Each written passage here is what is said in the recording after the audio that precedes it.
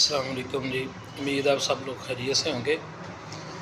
Libya में कुछ दिन पहले एक गाड़ी का एक्सीडेंट हुआ है जिसमें तकरीबन 6 लोग जो हैं लड़के नौजवान वो ज़िंदगी की बाजी हार गए हैं, जिनमें 6 का ताल्लुक़ भी पाकिस्तान से ही है और 2 का ताल्लुक़ संबड़ियाल तहसील जो है इसका गांव दुबुर्जी चंदा सिंह से है।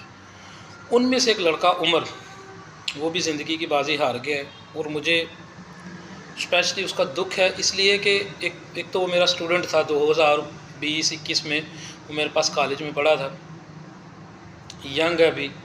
और 2 साल पहले मेरी मुलाकात दोबारा जब हुई थी कॉलेज के बाद, तो उन दिनों उसका एक भाई कैंसर से वो फौत हो चुका था। ये अकेला रह गया था, दुकान थी चला रहा था, उधर मुलाकात हुई थी, बड़ा खुश था।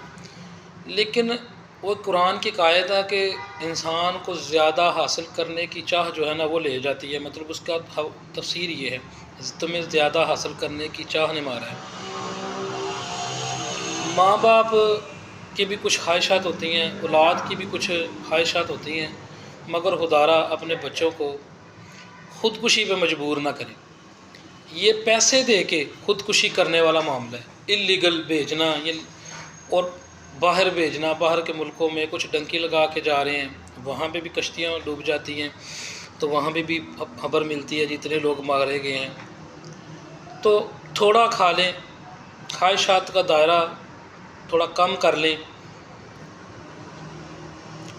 तंगी के साथ गुजारा कर लें, लेकिन कम अज़ कम अपने प्यारों की जुदाई तो बर्दाश्त ना कर सकें ना आप। हमेशा के लिए उनकी जुदाई और सारी ज़िंदगी का गम, सारी ज़िंदगी की तकलीफ़ उठाने से बेहतर है कि उन बच्चों को अपने ख्वाब वो अगर नहीं पूरा कर सकते तो उनको ज़िंदगी यहीं गुजारने दें। मैसेज मेरा यही है, आज बातें बड़ी हैं, दिल दुखी भी है।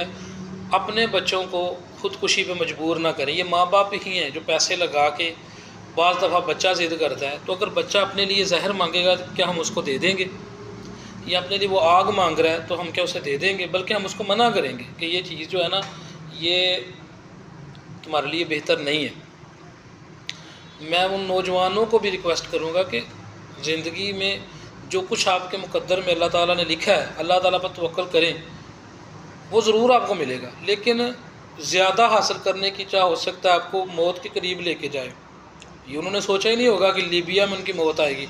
अगर उनको खबर मिलती तो इंसान कोई भी जितना मर्ज़ी बहादुर है ना, वो अपनी मौत को गले लगाना नहीं चाहता कि जाए वो दूसरे मुल्क में जाके। फिर परदेश की तो ज़िंदगी बड़ी मुश्किल है और यहाँ परदेश की मौत, पीछे वाले भी परेशान हैं, कब मैयत पहुँचेगी, कब हम उसका दीदार करेंगे, कब अपने हाथों से उसको कब्र में उतारेंगे।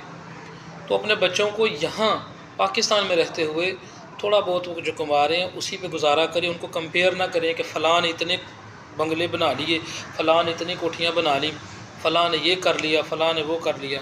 तो ये एक हम्बल रिक्वेस्ट है कि इस पे अमल करें और उनकी ज़िंदगी जो है ना उसको बर्बाद ना करें और उनको यहीं रह के जो है ना ज़िंदगी गुजारने के लायक बनाएं।